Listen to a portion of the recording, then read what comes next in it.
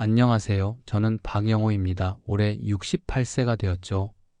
지금부터 제 이야기를 들려드릴게요. 40년간 고등학교에서 교편을 잡았습니다.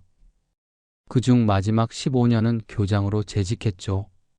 학생들과 학부모들, 그리고 지역사회에서 존경받는 교육자였어요. 졸업식 때마다 학생들이 교장 선생님 덕분에 꿈을 찾았습니다라고 인사하러 오던 모습이 아직도 생생합니다. 하지만 은퇴 후 현실은 달랐어요. 아침에 일어나도 갈 곳이 없더라고요. 예전에는 새벽 6시면 일어나 교무실로 향했는데 이제는 침대에 누워 천장만 바라보는 시간이 길어졌습니다. 더 큰 문제는 가족과의 관계였어요. 현직 시절에는 학교 일에만 매달렸거든요. 아내가 병원에 가자고 해도 회의가 있어서라며 미뤘죠. 큰아들 정수의 대학 입학식도 못 갔어요. 그날 교육청 감사가 있었거든요. 3년 전 아내를 먼저 떠나보냈습니다. 병원에서 마지막 순간 아내가 제 손을 꼭 잡으며 말했어요. 여보, 이제 가족들과 시간을 보내요. 그때서야 제가 얼마나 가족을 소홀히 했는지 깨달았죠. 혼자가 된 후 집은 너무 조용했습니다. 예전에 아내가 만들어주던 밥상도 없고 함께 보던 드라마 시간도 사라졌어요. 저녁이면 혼자 컵라면으로 끼니를 때우는 일이 많아졌습니다. 자식들은 각자의 삶이 바빴어요.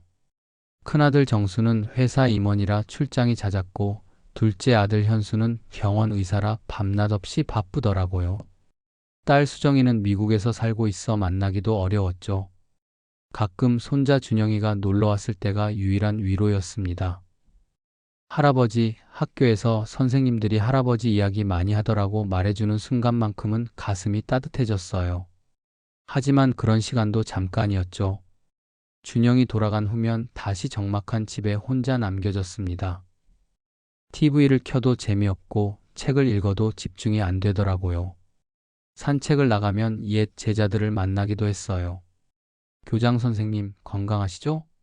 라며 반갑게 인사하는 모습에 잠시 기분이 좋아졌습니다. 하지만 집에 돌아오면 또다시 공허함이 밀려왔어요. 어느 날 거울 앞에 서서 제 모습을 봤습니다. 언제부터인가 등이 구부정해졌고 머리카락도 많이 빠졌더라고요. 이게 정말 내 모습인가 싶어 한참을 바라봤어요. 그때 문득 깨달았습니다. 40년간 교육자로 살면서 정작 제 가족은 제대로 교육하지 못했다는 사실을요. 학생들에게는 가족이 우선이다라고 가르쳤으면서 정작 저는 그렇게 살지 못했죠. 밤이면 아내와의 추억이 떠올랐습니다. 여보, 오늘도 늦네요 라며 따뜻한 밥을 차려주던 모습, 애들과 여행이라도 가자고 제안했지만 거절했던 순간들이 후회로 다가왔어요. 이런 날들이 계속되던 어느 날 정수가 전화를 걸어왔습니다. 아버지, 상의 드릴 일이 있어서요. 시간 괜찮으세요?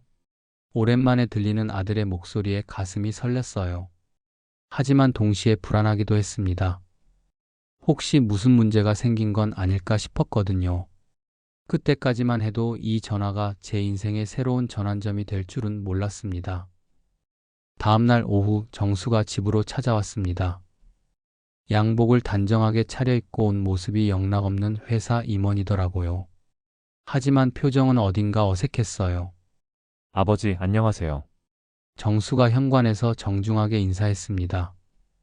마치 처음 만나는 사람처럼 격식을 차리는 모습에 마음이 씁쓸했어요. 언제부터 우리 사이가 이렇게 멀어졌을까요? 거실에 앉아 차를 마시며 이런저런 안부를 물었습니다. 정수의 회사 일, 며느리 건강, 준영이 학교 생활까지. 하지만 대화가 자연스럽지 못했어요. 서로 어색함을 감추려 애쓰는 모습이었죠. 아버지, 사실 제안 드리고 싶은 게 있어서 왔습니다. 정수가 조심스럽게 말을 꺼냈어요. 목소리에 긴장감이 묻어 있었습니다. 무슨 제안이니?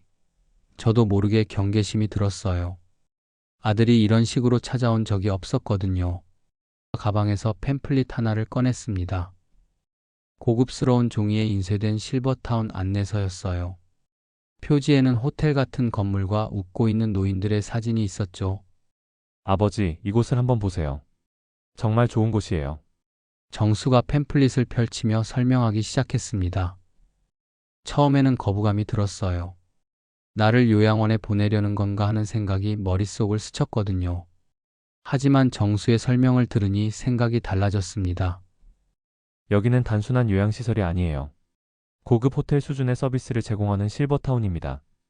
정수가 사진을 하나씩 보여주며 말했어요. 개인룸은 아파트 못지않게 넓어 보였습니다.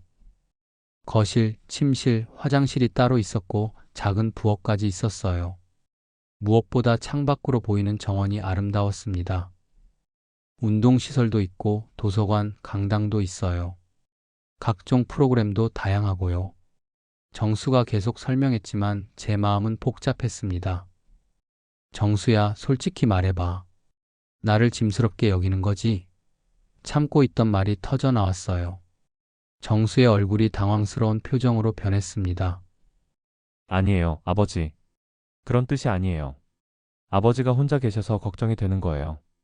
걱정이면 자주 와서 안부나 물어보지 왜 이런 곳을 알아보고 있어? 제 목소리가 높아졌어요. 정수가 잠시 침묵하더니 한숨을 쉬었습니다. 아버지, 솔직히 말씀드릴게요. 저희도 바빠요. 매일 아버지를 찾아뵐 수는 없고요. 그런데 혼자 계시는 걸 보니 마음이 편하지 않아요. 그 말에 가슴이 답답해졌습니다. 결국 자식들에게 짐이 되고 있다는 뜻이었거든요. 아버지, 여기 계시면 같은 나이대의 분들과 어울리실 수 있어요. 혼자 계시는 것보다 훨씬 좋을 거예요. 정수가 다시 설명했습니다. 팸플릿을 자세히 보니 확실히 시설은 좋아 보였어요. 의료진도 24시간 상주한다고 했고 식사도 호텔 수준이라고 적혀 있었습니다. 비용은 어느 정도 되는데 현실적인 부분이 궁금했어요. 아버지 걱정하지 마세요. 그 부분은 저희가 해결할게요. 아버지 건강과 행복이 우선이니까요. 정수가 단호하게 말했습니다. 마음이 조금씩 흔들리기 시작했어요. 계속 혼자 있으면서 우울해하는 것보다는 새로운 환경이 나을 수도 있겠다는 생각이 들었거든요. 하지만 정수야, 내가 평생 살던 집을 떠난다는 게 쉬운 일이 아니야. 여전히 망설여졌어요. 아버지, 일단 구경이라도 가보시는 게 어떨까요? 직접 보시고 결정하세요. 정수가 제안했습니다. 그 순간 문득 아내의 마지막 말이 떠올랐어요. 이제 가족들과 시간을 보내요. 혹시 이것도 새로운 시작의 기회일까 싶었습니다. 알겠다. 한번 가보자. 결국 고개를 끄덕였어요. 정수의 얼굴에 안도의 표정이 스쳤습니다. 그날 밤 침대에 누워 천장을 바라보며 생각했어요. 과연 이게 올바른 선택일까? 새로운 환경에서 정말 행복해질 수 있을까? 두려움과 기대가 뒤섞인 복잡한 심정이었습니다. 일주일 후 정수와 함께 실버타운을 보러 갔습니다. 차 안에서 바라본 건물의 첫인상은 정말 인상적이었어요. 호텔 못지않게 웅장하고 깔끔한 외관이었습니다. 와, 정말 좋네. 저도 모르게 감탄사가 나왔어요. 팸플릿으로만 봤을 때와는 차원이 다른 규모였습니다. 현관에 들어서자 대리석 바닥과 샹들리에가 눈에 들어왔어요. 마치 5성급 호텔 로비 같았습니다. 정수가 말한 대로 이곳이 단순한 요양시설이 아니라는 걸 바로 알 수 있었죠. 어서 오세요. 박영호 선생님이시죠? 단정한 정장 차림의 여직원이 환한 미소로 맞이했습니다. 그 친절한 응대에 마음이 한결 편해졌어요. 네, 반갑습니다. 저도 정중하게 인사했습니다. 오랜만에 존댓말로 대접받으니 기분이 좋더라고요. 직원이 시설을 안내해주기 시작했습니다. 먼저 식당을 구경했는데 정말 놀라웠어요. 마치 고급 레스토랑 같은 분위기였습니다. 테이블마다 꽃이 놓여 있고 조명도 은은했어요. 식사는 하루 3끼 모두 제공되며 영양사가 직접 메뉴를 짭니다. 직원이 설명했어요. 샘플로 보여준 음식도 정말 맛있어 보였습니다.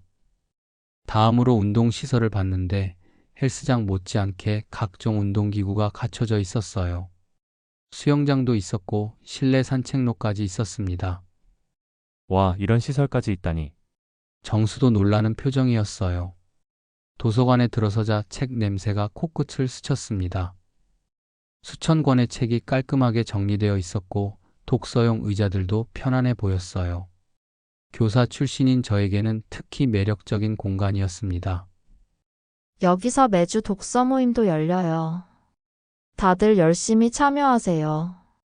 직원이 웃으며 말했습니다. 그 순간 한 할아버지가 다가와서 인사했어요. 안녕하세요. 새로 오실 분인가요? 저는 김철수라고 합니다. 박영호입니다. 견학 왔어요. 저도 정중히 인사했습니다. 여기 정말 좋아요. 저는 작년에 입주했는데 만족하고 있습니다. 김철수 할아버지가 환하게 웃으며 말씀하셨어요. 개인 룸도 구경했는데 생각보다 훨씬 넓고 쾌적했습니다. 침실, 거실, 작은 부엌까지 있어서 마치 작은 아파트 같았어요. 창문으로는 잘 가꿔진 정원이 한눈에 들어왔습니다. 혼자 살기에는 충분히 넓네요. 제가 중얼거리자 정수가 기뻐했어요. 그죠, 아버지? 여기서 편안하게 지내실 수 있을 것 같아요. 마지막으로 각종 프로그램 안내를 받았습니다. 요가, 서예, 노래교실, 원예활동까지 정말 다양했어요. 특히 인문학 강좌가 있다는 말에 관심이 갔습니다. 매주 목요일에는 인문학 강좌가 열려요. 전직 교수님들이 강의해 주세요. 직원이 설명했습니다. 오, 그것도 좋네요. 저도 교육자 출신이라 그런 강좌에 참여하는 것이 기대되었어요. 견학을 마치고 사무실에서 상담을 받았습니다. 계약 조건, 비용, 서비스 내용까지 자세히 설명해 주더라고요. 생각보다 체계적으로 운영되고 있다는 인상을 받았습니다. 아버지 어떠세요? 마음에 드시나요? 정수가 기대에 찬 표정으로 물었어요. 솔직히 말하면 마음이 많이 기울었습니다. 시설도 좋고 프로그램도 다양하고 무엇보다 혼자 있는 것보다는 나을 것 같았어요. 글쎄, 생각보다는 좋네. 하지만 결정하기 전에 며칠 더 생각해 볼게. 아직 100% 확신이 서지는 않았어요. 집으로 돌아오는 차 안에서 정수가 말했습니다. 아버지, 혹시 걱정되는 부분이 있으세요? 아니야, 시설은 정말 좋더라.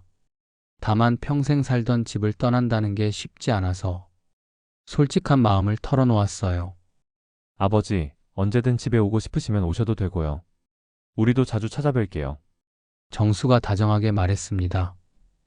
그날 밤 실버타운에서 본 모든 것이 머릿속을 스쳐갔어요. 깔끔한 시설, 친절한 직원들, 그리고 무엇보다 같은 또래의 사람들과 어울릴 수 있다는 점이 매력적이었습니다. 한번 해볼까? 마음속으로 중얼거렸어요. 새로운 도전에 대한 설렘이 조금씩 커지고 있었습니다. 입주한 지 한 달이 지났습니다. 처음에는 모든 게 신선했어요. 규칙적인 식사 시간, 다양한 프로그램, 그리고 친절한 직원들까지 마치 호텔에 머물고 있는 기분이었죠. 하지만 조금씩 이상한 점들이 눈에 띄기 시작했습니다. 첫 번째 문제는 다른 입주민들과의 갈등이었어요. 어느 날 아침 식당에서 자리를 찾고 있을 때였습니다. 한 할머니가 제게 다가와서 말을 걸었어요. 새로 오신 분이시죠? 저는 이영숙이에요. 처음에는 친근하게 인사하더니 갑자기 표정이 변했습니다. 그런데 어제 도서관에서 너무 시끄럽게 하셨어요. 우리는 조용히 책을 읽고 있었는데 말이죠. 순간 당황스러웠습니다. 전날 도서관에서 김철수 할아버지와 교육 이야기를 나눈 적이 있었는데 그게 시끄러웠다는 거였어요. 아, 그랬나요? 죄송합니다. 다음부터 조심하겠습니다. 일단 사과했지만 마음이 불편했어요. 여기는 각자의 예를 지켜야 하는 곳이에요. 자기 집처럼 행동하시면 안 됩니다. 이영숙 할머니의 말투가 점점 차가워졌어요. 그 말에 교장 시절의 자존심이 건드려졌습니다.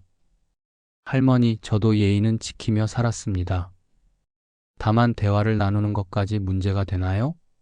대화요. 그게 대화였어요. 목소리가 얼마나 컸는데요. 이영숙 할머니의 목소리도 높아졌어요. 주변 사람들이 우리를 쳐다보기 시작했습니다. 이런 상황이 무척 부담스러웠어요. 40년간 교육계에서 존경받으며 살아온 제가 이런 다툼에 휘말리다니 할머니, 여기서 이런 이야기를 할 필요는 없지 않을까요? 최대한 침착하게 말했지만 속으론 화가 났어요. 필요 없다고요. 그럼 언제 이야기해야 하나요? 이영숙 할머니도 물러서지 않았습니다. 결국 그날은 기분이 상한 채로 방으로 돌아왔어요. 교장 시절에는 이런 사소한 갈등도 현명하게 해결했는데 여기서는 그냥 한 명의 입주민일 뿐이었습니다. 며칠 후 또 다른 문제가 생겼어요. 운동실에서 트레드밀을 사용하고 있을 때였습니다. 한 할아버지가 다가와서 말했어요. 저기요, 너무 오래 하시는 거 아닌가요? 다른 사람들도 써야 하는데. 제가 확인해 보니 겨우 20분 사용했을 뿐이었어요. 아직 20분밖에 안 했는데요? 20분이면 충분하죠. 우리 나이에 무리하면 안 좋아요. 그 할아버지의 말투에서 나이를 무시하는 뉘앙스가 느껴졌어요. 할아버지도 제 나이와 비슷하실 텐데 무리한다는 게 무슨 말씀인가요? 제가 반박했습니다. 아, 그렇게 나오시는군요. 여기는 양보하며 지내는 곳인데. 그 할아버지의 표정이 좋지 않았어요. 이런 일들이 계속 반복되면서 스트레스가 쌓였습니다. 집에서 혼자 있을 때는 외롭기는 했지만 적어도 이런 사소한 갈등은 없었거든요. 더 큰 문제는 직원들의 태도 변화였어요. 처음에는 친절하게 대해주던 직원들이 점점 형식적으로 변하고 있었습니다. 박영우 선생님, 오늘 프로그램 참여하세요. 예전에는 웃으며 물어보던 직원이 이제는 무표정으로 확인만 했어요. 식사 시간에도 변화가 느껴졌습니다. 처음에는 맛있게 드세요 라고 인사하던 직원들이 이제는 그냥 음식만 갖다 놓았어요. 어느 날 관리사무소에 문의사항이 있어서 찾아갔습니다. 실례합니다. 방 안 전등이 깜빡거려서요. 아, 네. 확인해 보겠습니다. 직원이 대답은 했지만 언제 고쳐줄 수 있는지에 대한 구체적인 답변은 없었어요. 언제쯤 가능할까요? 제가 다시 물으니 순서대로 처리하고 있으니 기다려주세요 라는 답변뿐이었습니다. 교장 시절이었다면 이런 일은 바로 해결됐을 텐데 여기서는 그냥 한 명의 민원인일 뿐이었어요. 밤에 방에 혼자 있으면서 생각했습니다. 과연 여기 온 게 올바른 선택이었을까? 집에 있을 때의 외로움과 여기서의 갈등 중 어느 게 더 견디기 어려운 걸까? 창밖을 바라보며 한숨을 쉬었어요. 아직 한 달밖에 안 됐는데 벌써 이런 생각이 드는 게 문제였습니다. 하지만 계약도 했고 정수에게도 좋다고 말했는데 벌써 포기할 수는 없었어요. 조금만 더 참아보자. 시간이 지나면 나아질 거야. 스스로를 달래며 잠자리에 들었지만 마음 한구석의 불안감은 쉽게 가시지 않았습니다. 입주 3개월째 되던 어느 날 밤 큰 사건이 일어났습니다. 새벽 2시경이었는데 복도에서 비명소리가 들렸어요. 도와주세요. 누구 없나요? 간절한 목소리에 잠에서 깼습니다. 급히 가운을 입고 복도로 나갔죠. 치료실 앞에 사람들이 모여 있었어요. 문이 열려 있고 안에서 누군가 쓰러져 있는 모습이 보였습니다. 박순자 할머니였어요. 할머니, 정신 차리세요. 옆방에 살던 김철수 할아버지가 다급하게 부르고 있었습니다. 박순자 할머니는 의식을 잃은 채 바닥에 쓰러져 있었어요. 얼굴이 창백하고 호흡도 불규칙했습니다. 누가 119에 신고했나요? 제가 물었습니다. 저희가 신고했어요. 그런데 당직 간호사가 어디 갔는지 안 보이네요. 다른 입주민이 대답했어요. 24시간 의료 서비스가 있다고 했는데 정작 응급 상황에서는 의료진이 보이지 않았어요. 이상했습니다. 10분쯤 지나서야 당직 간호사가 나타났어요. 그런데 그 간호사의 모습이 충격적이었습니다. 죄송합니다. 잠깐 화장실에 다녀왔어요. 당직 간호사가 헐레벌떡 뛰어왔는데 머리도 헝클어져 있고 옷도 제대로 안 입은 상태였어요. 할머니가 쓰러지신 지 벌써 15분이 넘었는데 지금 오시는 거예요? 김철수 할아버지가 화난 목소리로 따졌습니다. 응급처치라도 해주세요. 제가 다급하게 말했어요. 교사 시절 학생 안전교육을 하며 배웠던 응급대처법이 떠올랐거든요. 간호사는 당황한 듯 박순자 할머니의 맥박을 재어봤지만 제대로 된 응급처치는 하지 못했어요. 그저 119가 오면 괜찮을 거예요 라고만 반복했습니다. 구급차가 도착하기까지 20분이 더 걸렸어요. 그 사이 박순자 할머니의 상태는 점점 나빠지는 것 같았습니다. 가족분들께 연락은 했나요? 구급대원이 물었어요. 저희가 연락처를 모르는데요. 간호사가 당황하며 대답했습니다. 뭐라고요? 입주민 가족 연락처도 없다는 말이에요? 제가 믿을 수 없다는 표정으로 물었어요. 결국 박순자 할머니는 의식을 잃은 채 병원으로 이송되었습니다. 나중에 들은 소식으로는 뇌졸중이었다고 하더라고요. 만약 빨리 발견하고 적절한 응급처치를 했다면 더 나았을 텐데 하는 아쉬움이 컸어요. 다음날 아침 입주민들 사이에서는 이 사건이 큰 화제였습니다. 식당에서 모든 대화가 어젯밤 일로 집중되었어요. 24시간 의료 서비스라고 해놓고 이게 뭐예요? 이영숙 할머니가 분개하며 말했습니다. 간호사가 어디 갔다 온 거예요? 당직인데 자리를 비우다니. 다른 할아버지도 화가 나 있었어요. 제가 팔을 들어 주의를 끌었습니다.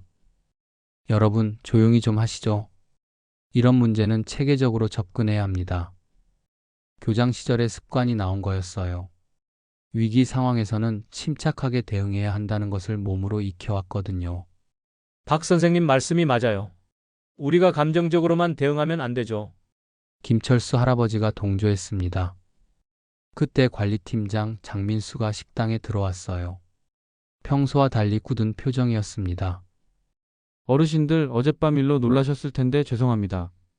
형식적인 사과였어요. 죄송하다는 말로 해결될 문제가 아니죠. 우리가 여기 온 이유가 뭔가요? 제가 일어서서 말했습니다. 안전하고 편안한 노후를 위해서 아닌가요? 그런데 응급 상황에서 제대로 된 대처도 못한다면 이게 무슨 의미가 있어요? 다른 입주민들이 박수를 쳤어요. 40년간 교육계에서 쌓은 경험이 이런 때 도움이 되더라고요. 장민수 팀장이 난처한 표정을 지었습니다. 앞으로 더욱 주의하겠습니다. 주의하겠다는 말만 들었네요. 구체적인 대책은 뭔가요? 제가 계속 추궁했어요. 당직 간호사 교육을 다시 시행하고 응급 상황 매뉴얼도 점검하겠습니다. 그 순간 깨달았어요. 이 사람들은 정말 우리의 안전과 건강을 진심으로 생각하지 않는다는 것을요. 그냥 형식적인 대답만 늘어놓을 뿐이었습니다. 팀장님, 그런 말씀은 처음 입주할 때도 들었어요. 24시간 의료 서비스, 최고의 안전 시스템이라고 하셨죠? 이영숙 할머니도 가세했어요. 장민수 팀장의 표정이 점점 어두워졌습니다. 어르신들 완벽한 시스템은 없습니다. 저희도 최선을 다하고 있어요. 최선이라고요? 간호사가 자리를 비워서 환자가 20분 넘게 방치된 게 최선인가요? 제 목소리가 높아졌어요. 분위기가 점점 격해지자 장민수 팀장이 서둘러 자리를 떠났습니다. 다시 한번 검토해 보겠습니다라는 말만 남기고 말이죠. 그날 이후로 입주민들 사이에 불안감이 퍼졌어요. 과연 여기가 안전한 곳인지 의문이 들기 시작했습니다. 저도 그날 밤 잠을 이루지 못했어요. 만약 제가 응급 상황에 처한다면 제대로 된 도움을 받을 수 있을까 하는 생각 때문이었습니다. 창밖을 바라보며 생각했어요. 화려한 외관과 좋은 시설이 전부가 아니구나. 정말 중요한 건 사람에 대한 진정성과 책임감인데 그런 게 느껴지지 않는다는 사실이 무섭게 다가왔습니다. 박순자 할머니 사건 이후 실버타운 분위기가 완전히 바뀌었습니다.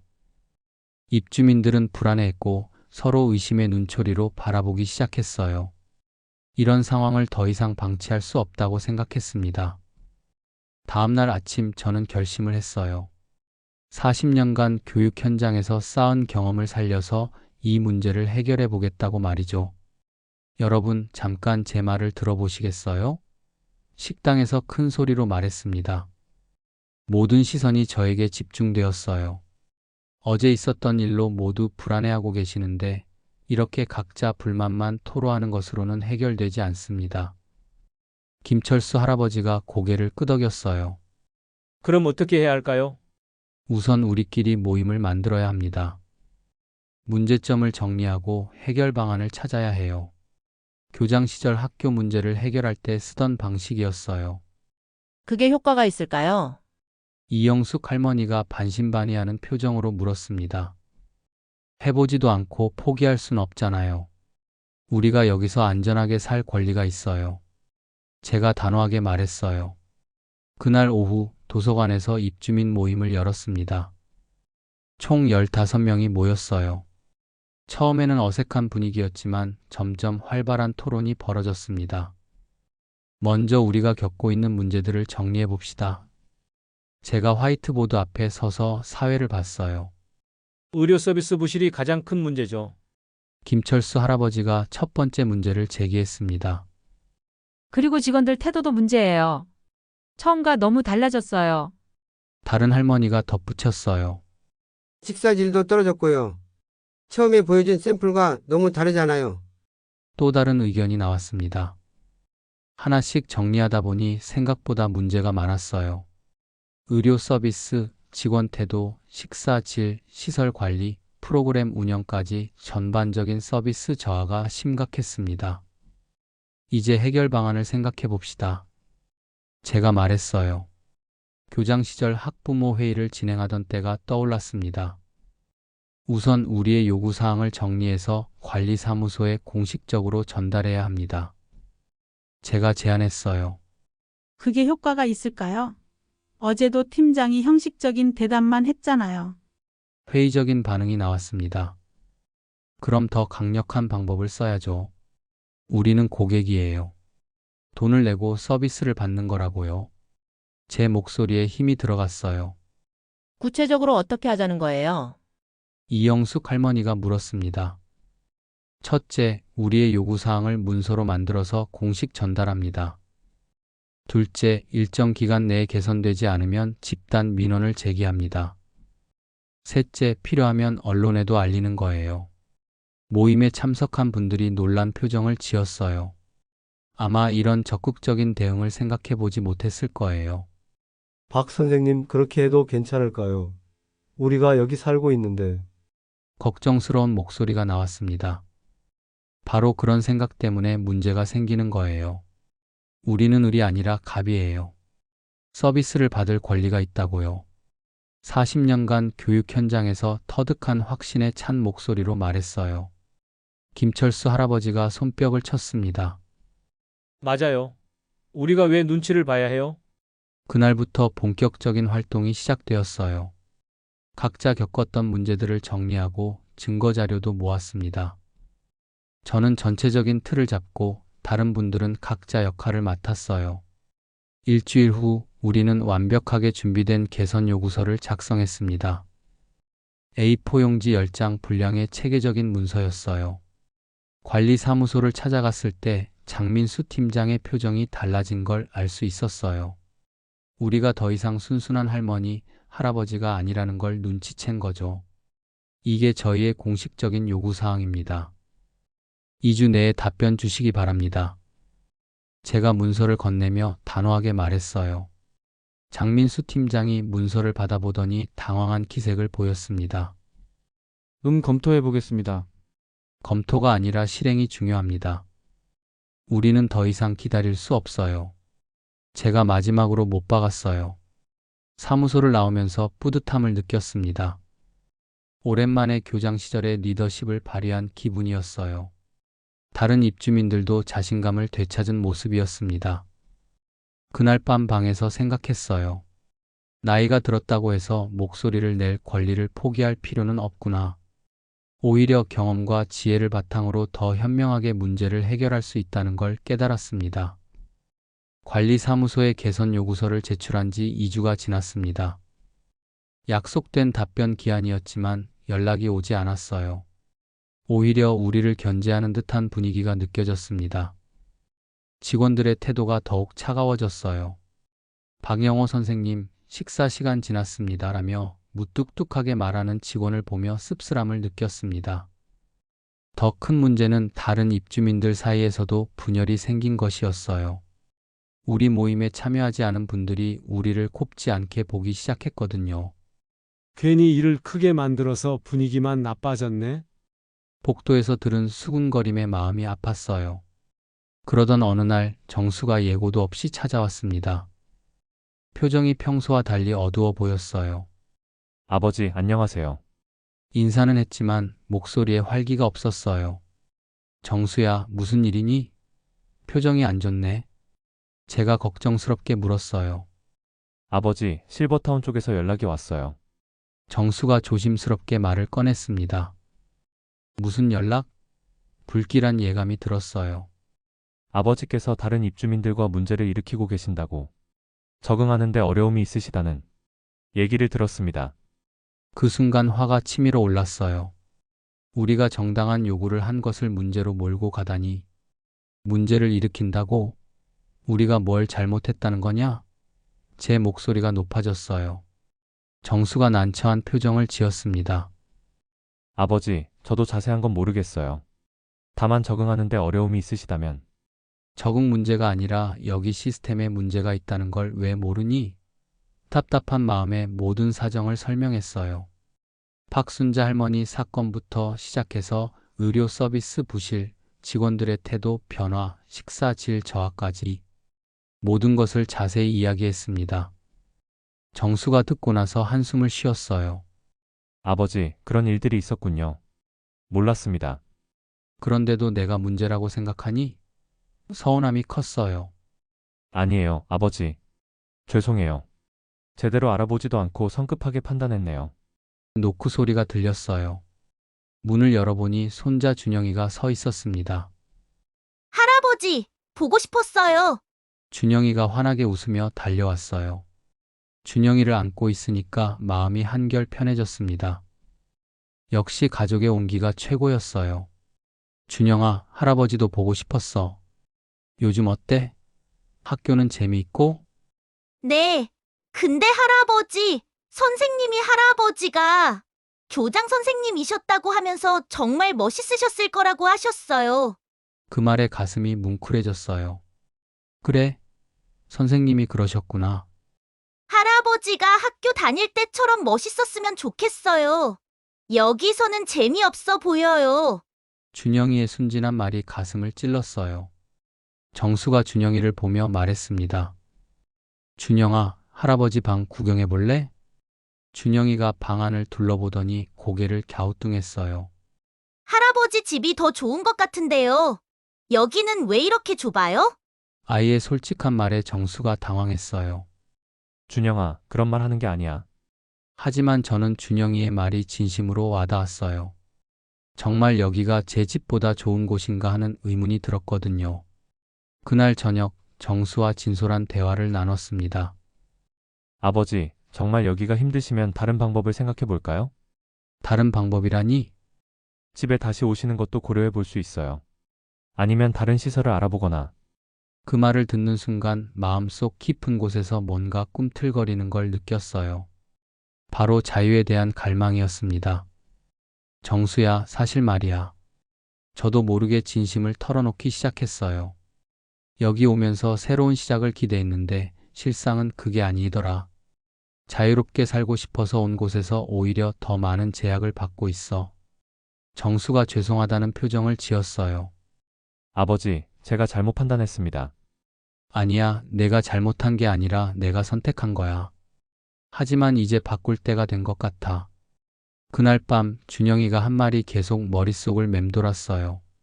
할아버지가 학교 다닐 때처럼 멋있었으면 좋겠어요. 맞아요.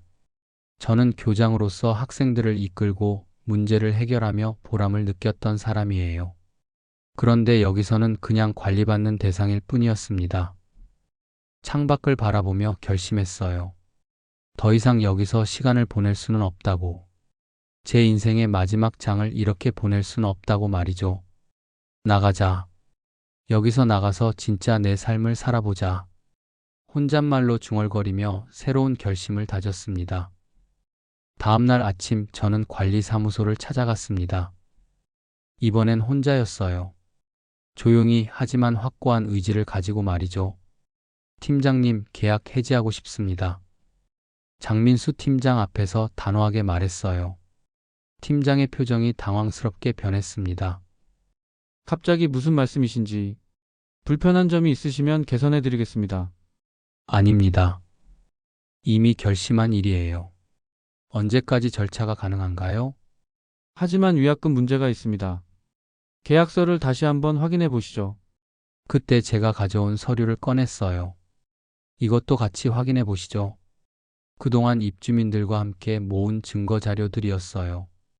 부실한 의료 서비스, 약속과 다른 식사 질, 불친절한 직원 태도까지 모든 것이 기록되어 있었습니다. 장민수 팀장이 서류를 보더니 얼굴색이 변했어요. 이건 위약금을 요구하시려면 그에 앞서 약속하신 서비스를 제대로 제공했는지 먼저 따져봐야 하지 않을까요? 교장 시절의 당당함이 되살아났어요. 결국 위약금 없이 계약 해지가 가능하다는 답변을 받았습니다. 일주일 후면 모든 절차가 완료된다고 했어요. 그 소식을 들은 김철수 할아버지를 비롯한 입주민 모임 사람들이 찾아왔어요. 박 선생님, 정말 나가시는 거예요? 아쉬워하는 목소리였어요. 네, 더 이상 여기서 시간을 보내고 싶지 않아요. 여러분도 깊이 생각해 보세요. 그럼 우리는 어떡하죠? 선생님이 계셔야 우리도 힘이 나는데. 그 말에 가슴이 뭉클했지만 제 결심은 변하지 않았어요. 여러분도 각자의 삶을 찾으시기 바랍니다. 저는 제 방식대로 살아볼게요. 퇴소 전날 정수와 준영이가 짐을 옮기러 왔어요. 많지 않은 짐이었지만 새로운 시작에 대한 설렘으로 가득했습니다. 할아버지, 이제 우리 집 근처로 오시는 거죠? 준영이가 기뻐하며 물었어요. 그래, 할아버지가 자유롭게 살 수 있는 곳으로 가는 거야. 실버타운을 나서는 순간 마치 감옥에서 나온 기분이었어요. 4개월 동안의 답답했던 시간이 끝나는 순간이었습니다. 새 집은 정순의 집에서 걸어서 10분 거리에 있는 작은 아파트였어요. 실버타운보다 훨씬 작았지만 제가 원하는 대로 꾸밀 수 있다는 점에서 만족스러웠습니다. 첫날 밤 혼자서 라면을 끓여 먹으면서 생각했어요. 이게 바로 자유구나. 언제 자고 일어날지, 무엇을 먹을지, 어디를 갈지 모든 걸 제가 결정할 수 있는 거였어요. 며칠 후 뜻밖의 제안이 들어왔습니다. 지역 도서관에서 연락이 온 거예요. 박영호 선생님이시죠? 은퇴 교사를 위한 독서 프로그램 진행을 부탁드리고 싶은데요. 40년간 쌓은 교육 경험을 살릴 기회였어요. 주저하지 않고 수락했습니다. 첫 강의 날 도서관에는 20여 명의 어르신들이 모여 계셨어요. 다들 기대에 찬 표정이었습니다. 안녕하세요. 저는 박영호입니다. 40년간 교육 현장에서 일했고 최근에 새로운 인생을 시작한 사람입니다. 제 소개를 듣고 박수를 치시는 모습에 가슴이 벅찼어요. 실버타운에서는 느껴보지 못한 존중받는 기분이었습니다. 오늘은 실버타운에서의 경험을 바탕으로 노후에 우리가 지켜야 할 권리에 대해 이야기해 보겠습니다. 제 이야기를 들으시는 분들의 표정이 진지해졌어요. 중간중간 고개를 끄덕이시며 공감하시는 모습이 보였습니다. 강의가 끝나고 한 할머니가 다가와서 말씀하셨어요. 선생님 덕분에 용기가 났어요. 저도 변화를 시도해 보려고요. 그 말에 보람을 느꼈습니다. 제 경험이 누군가에게 도움이 되고 있다는 사실이 기뻤어요. 이후로 강의 요청이 계속 들어왔어요. 다른 도서관, 복지관, 심지어 방송국에서까지 연락이 왔습니다. 제 이야기가 많은 사람들에게 울림을 주고 있었던 거죠. 어느 날은 지역 신문에서 인터뷰 요청이 왔어요. 실버타운을 떠난 전직 교장의 용기 있는 선택이라는 제목으로 기사가 실렸습니다. 기사가 나간 후 여러 곳에서 강연 의뢰가 쏟아졌어요. 한 달에 10번 이상 강연을 할 정도였습니다. 가장 기억에 남는 건 한 대학교에서의 강연이었어요. 인생 2막 두렵지만 아름다운 도전이라는 주제였죠. 여러분, 나이 듦이 끝이 아닙니다. 새로운 시작이에요. 강단에서 당당하게 말하는 제 모습을 보며 뿌듯함을 느꼈어요. 저는 68세에 새로운 삶을 시작했습니다. 실패를 두려워하지 않고 안주하지 않기로 결심했거든요. 학생들의 눈빛이 반짝이는 걸 보며 감동했어요. 제 이야기가 젊은 세대에게까지 영감을 주고 있다니. 강연이 끝나고 한 학생이 질문했어요. 교수님, 용기를 내는 비결이 뭔가요? 용기는 특별한 게 아니에요. 내 삶의 주인은 나라는 걸 깨닫는 거죠. 나이가 들어도 상황이 어려워도 포기하지 않는 거예요. 그날 집에 돌아와서 준영이가 찾아왔어요. 신문을 들고 온 거였어요. 할아버지, 신문에 나왔어요. 준영이가 신이 나서 말했어요. 신문을 보니 제 강연 모습이 크게 실려 있었습니다. 노인 인권 강사로 새 인생을 시작한 박영호 씨라는 제목이었어요. 할아버지 정말 멋있어요. 학교에서 친구들한테 자랑했어요. 준영이의 말에 가슴이 벅찼어요. 몇 달 후 정수가 찾아와서 말했어요. 아버지, 정말 잘하신 것 같아요. 실버타운에 있을 때보다 훨씬 활기차 보이세요.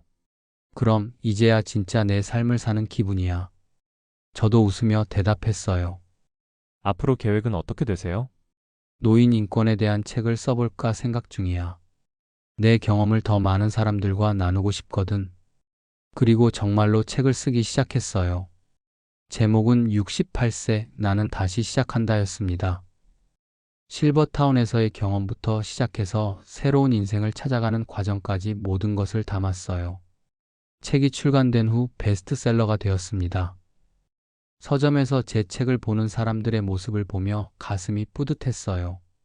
어느 날은 실버타운 시절 함께했던 김철수 할아버지가 연락을 했어요. 박 선생님, 저도 실버타운 나왔어요.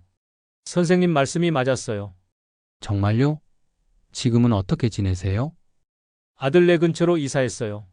그리고 동네에서 바둑 교실을 시작했습니다. 선생님 영향을 받은 거죠. 김철수 할아버지의 말에 기뻤어요.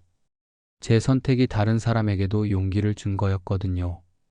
1년이 지난 지금 저는 매일 바쁘게 살고 있어요. 강연도 하고 책도 쓰고 무엇보다 가족들과 시간을 보내는 일이 많아졌습니다. 준영이는 이제 우리 할아버지는 유명하다며 자랑스러워해요. 정수와 현수도 자주 안부를 묻고 함께 식사하는 시간이 늘었습니다. 무엇보다 제 자신이 달라졌어요. 실버타운에 있을 때는 그저 관리받는 대상이었지만 지금은 누군가에게 도움을 주는 사람이 되었습니다. 오늘도 새로운 강연 요청이 들어왔어요. 이번에는 전국 교장 연수회에서 은퇴 후 인생 설계에 대해 이야기해달라는 내용이었습니다. 후배 교장 선생님들 앞에서 제 경험을 나눌 수 있다니 정말 기대되네요. 창밖을 바라보며 생각해요. 실버타운을 나온 게 제 인생 최고의 선택이었다고. 68세에 시작한 새로운 인생이 이렇게 의미 있을 줄이야. 여러분 기억하세요. 나이는 숫자일 뿐입니다. 진정한 인생은 내가 원하는 대로 살 때 시작되는 거예요. 두려워하지 말고 안주하지 말고 여러분만의 새로운 시작을 해보세요. 저처럼 말이죠.